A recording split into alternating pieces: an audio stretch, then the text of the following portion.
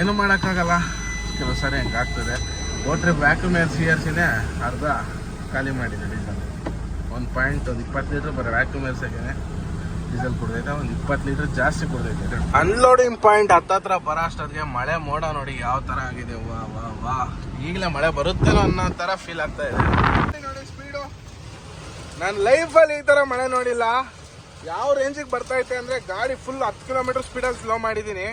ಹೆಂಗೆ ಮುಂದೆ ನೋಡಿ ನಿಮಗೆ ಗೊತ್ತಾಗ್ತಾ ಇರಬೇಕು ವಿಂಡ್ಸು ಯಾವ ಕಡೆಯಿಂದ ಈ ಕಡೆ ಪಾಸ್ ಆಗ್ತಾ ಇದೆ, ಎಷ್ಟು ಇದ್ರಾಗಿ ಫೋರ್ಸ್ ಆಗಿ ಅಂತ.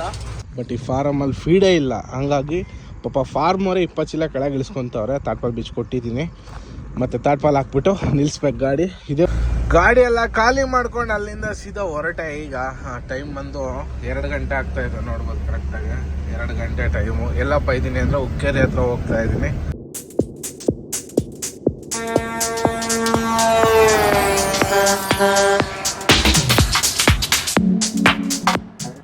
ಹಾಯ್ ಫ್ರೆಂಡ್ಸ್, ಎಲ್ಲರಿಗೂ good morning. Welcome back to air truck vlogs. ನಾನು ನಿಮ್ಮ ಅಜಯ್. ಸದ್ಯಕ್ಕೆ ಇವತ್ತೇನಪ್ಪ ವ್ಲಾಗು ಎಲ್ಲಿದ್ದೀನಿ ಅಂದರೆ ಚಿತ್ರದುರ್ಗದಲ್ಲಿದ್ದೀನಿ. ಬೆಳಗ್ಗೆ ಚಳ್ಳಕೆರೆ ವಾಟರ್ ಖಾಲಿ ಮಾಡ್ಕೊಂಬಂದೆ, ಬೆಂಗಳೂರಿಂದ ತುಂಬ್ಕೊಂಬಂದಿದ್ದು.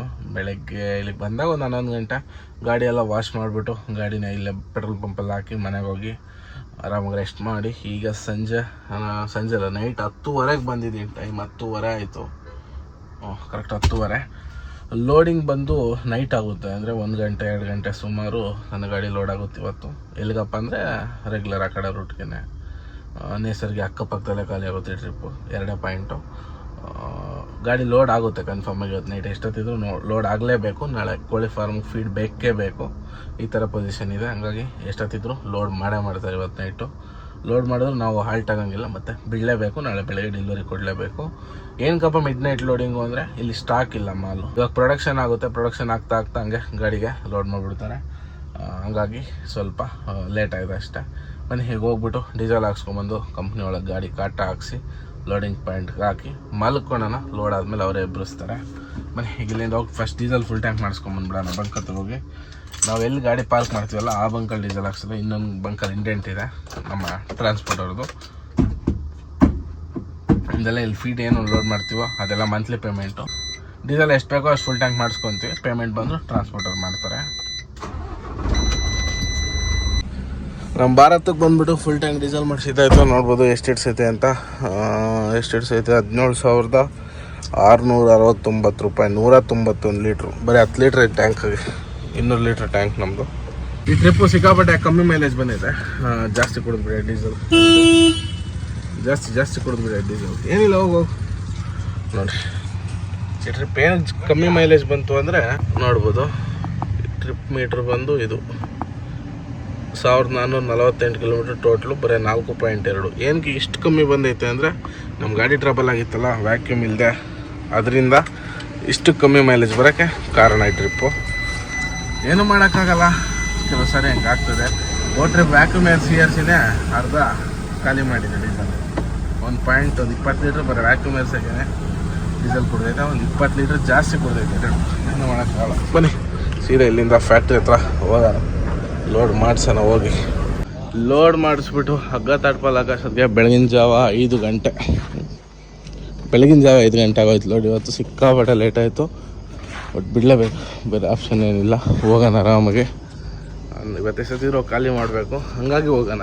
ಇಲ್ಲ ಅರ್ಜೆಂಟ್ ಇಲ್ಲ ಅಂದಿದ್ರೆ ಆರಾಮಾಗಿ ನಿಲ್ಸ್ಕೊಂಡು ಸಂಜೆ ಬಿಟ್ಟು ನಾಳೆ ಖಾಲಿ ಮಾಡ್ಬೋದಿತ್ತು. ನನಗೂ ಸ್ವಲ್ಪ ಅರ್ಜೆಂಟ್ ಇದೆ, ಬಟ್ ಫಾರಮರ್ ಇನ್ನೂ ಅರ್ಜೆಂಟ್ ಇದೆ. ಕೋಳಿ ಫೀಡೇ ಇಲ್ಲಿ ಬಂತಲ್ಲ, ಹಂಗಾಗಿ ಹೋಗೋಣ. ಇವತ್ತು ಒಂದೇ ಗಾಡಿ ಲೋಡ್ ಆಗಿರೋದು, ಅದು ಒಂದು ದೊಡ್ಡ ಸಮಸ್ಯೆನೇ. ಇಂಡಿಯನ್ ಬಂಕ್ ಹತ್ರ ಬಂದುಬಿಟ್ಟು ಇಂಡಿಯನ್ ಆಯಿಲ್ ಹತ್ರ ಗ್ಲಾಸ್ ಎಲ್ಲ ವಾಶ್ ಮಾಡ್ಕೊಂಡಿದ್ದಾಯಿತು. ಜೊತೆ ನಾವು ಫ್ರೆಶ್ ಅಪ್ ಆಗಿದ್ದಾಯಿತು.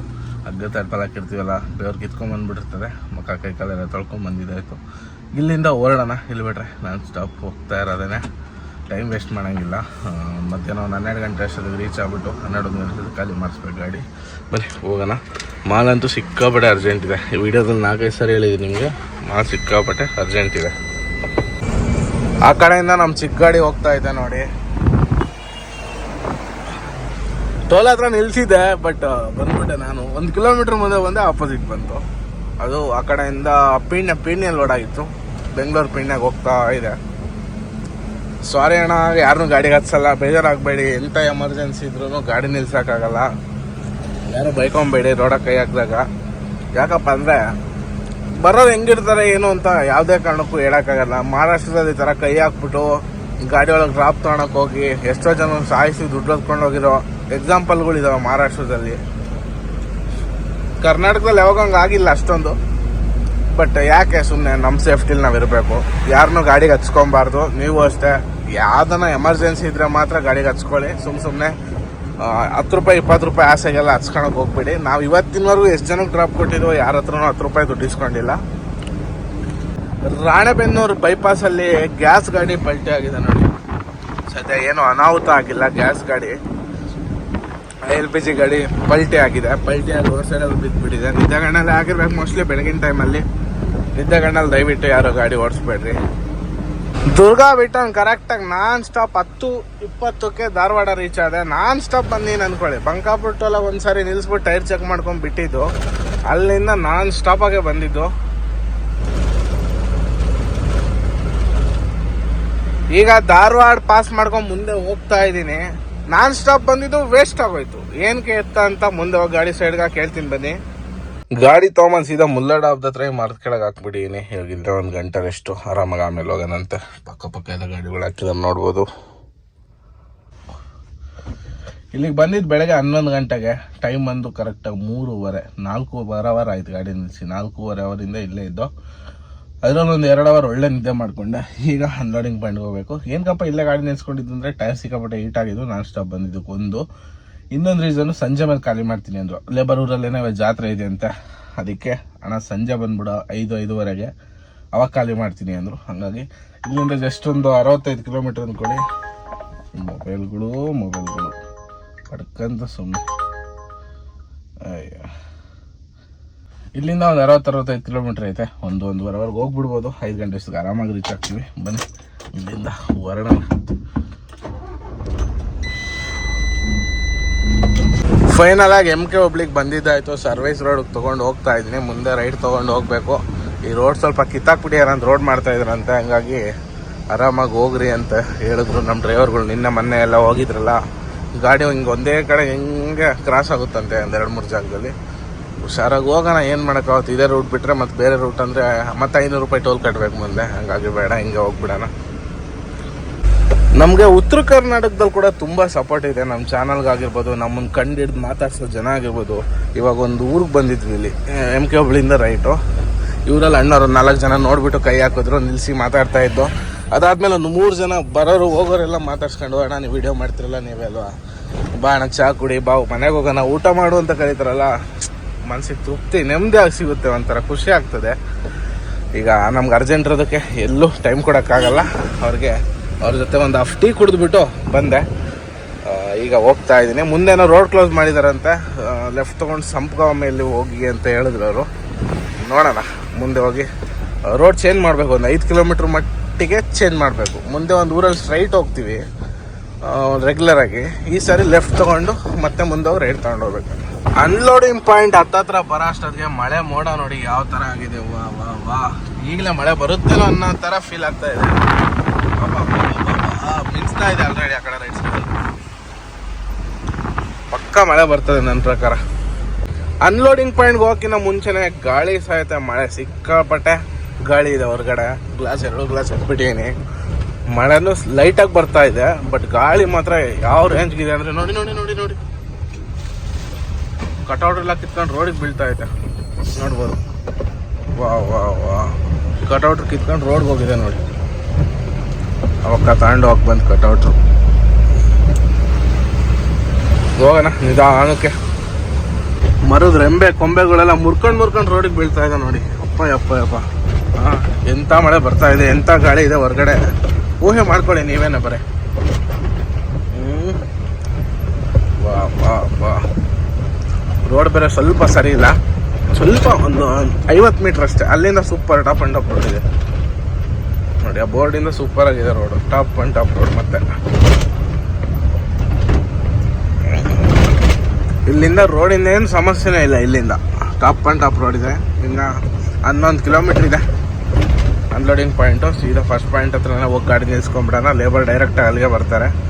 ಏನು ಖಾಲಿ ಮಾಡ್ತಾರೋ ಏನೋ ಈ ಮಳೇಲಿ ನೋಡಿ. ಇಂಥ ಮಳೆ ಬಂದರೆ ಎಲ್ಲಿ ಕೆಲಸ ಮಾಡೋಕ್ಕಾಗುತ್ತೆ ಹೇಳಿ. ಏನ್ ಗುರು ಇದು? ಅಯ್ಯೋ ಅಯ್ಯೋ ಅಯ್ಯೋ ಮಳೆ ನಿಂತ್ಕ. ಗಾಡಿ ನೋಡಿ ಸ್ಪೀಡು, ನಾನು ಲೈಫಲ್ಲಿ ಈ ತರ ಮಳೆ ನೋಡಿಲ್ಲ.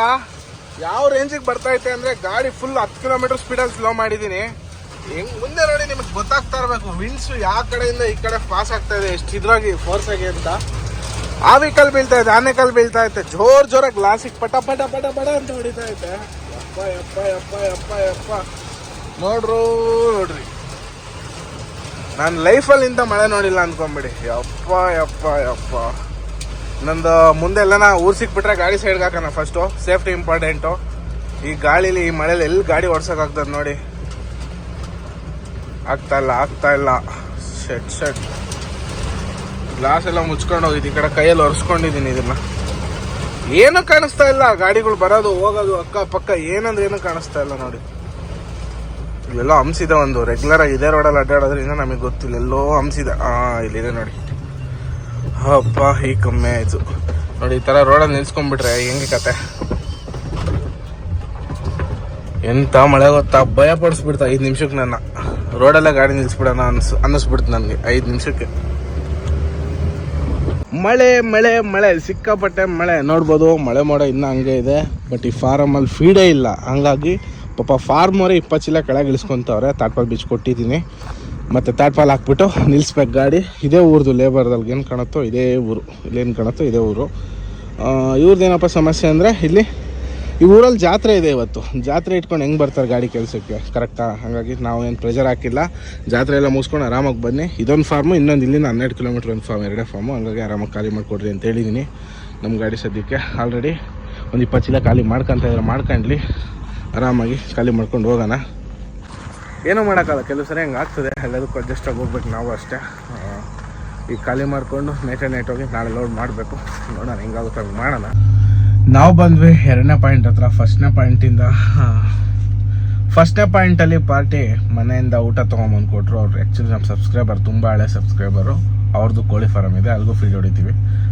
ಊಟ ಮನೆಯಿಂದ ಕಟ್ಸ್ಕೊಂಬಂದು ಕೊಟ್ಟಿದ್ರು. ಅಂಡ ಕರಿ ಮತ್ತು ಚಪಾತಿ, ರೈಸ್ ಎಲ್ಲ ಸಖತ್ತಾಗಿತ್ತು. ವೀಡಿಯೋ ಮಾಡೋಕ್ಕೆ ಮೊಬೈಲ್ ಆಫ್ ಆಗಿಬಿಟ್ಟಿತ್ತು, ಅಲ್ಲಿ ಮಾಡೋಕ್ಕಾಗಲಿಲ್ಲ. ಅಲ್ಲಿಂದ ಸೀದಾ 2ನೇ ಪಾಯಿಂಟ್ ಹತ್ರ ಬಂದು ಗಾಡಿ ರಿವರ್ಸ್ ಹಾಕಿದ್ದೀನಿ. ಫಾರಮ್ ಹತ್ರ ಖಾಲಿ ಮಾಡ್ತಾರೆ. ಟೈಮ್ ರಾತ್ರಿ 11 ಗಂಟೆ.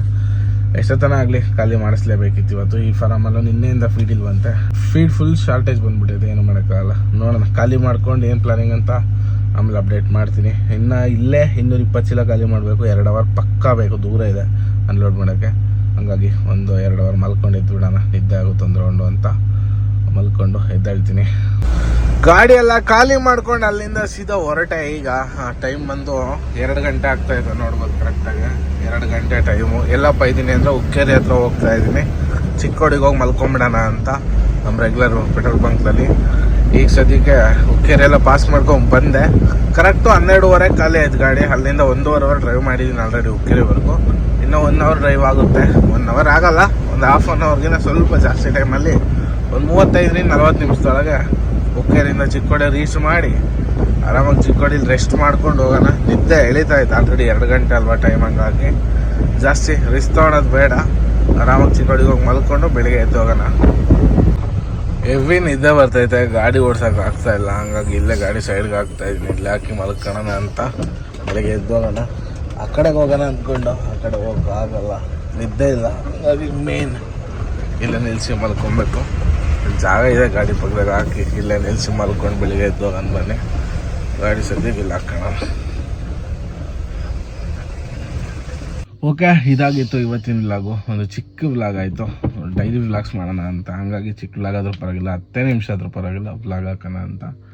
ಇದೊಂದು ಚಿಕ್ಕ ವ್ಲಾಗ್ ಇಲ್ಲಿಗೆ ಮುಗಿಸೋಂಥ ಟೈಮ್ ಆಯಿತು. ವಿಡಿಯೋ ಇಷ್ಟಾದರೂ ಲೈಕ್ ಮಾಡಿ, ಶೇರ್ ಮಾಡಿ, ಕಮೆಂಟ್ ಮಾಡಿ. ಯಾರು ಚಂದ ಹೊಸ್ತಾಗಿ ನೋಡ್ತಾ ಇದ್ದೀರೋ ದಯವಿಟ್ಟು ಸಬ್ಸ್ಕ್ರೈಬ್ ಮಾಡ್ಕೊಂಡು ಈ ಥರ ಸಪೋರ್ಟ್ ಮಾಡ್ತಾ ಇರಿ. ಓಕೆ, ಎಲ್ರಿಗೂ ಬಾಯ್. ಮತ್ತು ನೆಕ್ಸ್ಟ್ ವ್ಲಾಗಲ್ಲಿ ಸಿಗೋಣ. ಅಲ್ಲಿ ಎಲ್ರಿಗೂ ಟೇಕ್ ಕೇರ್, ಟಾಟಾ, ಬಾಯ್ ಬಾಯ್.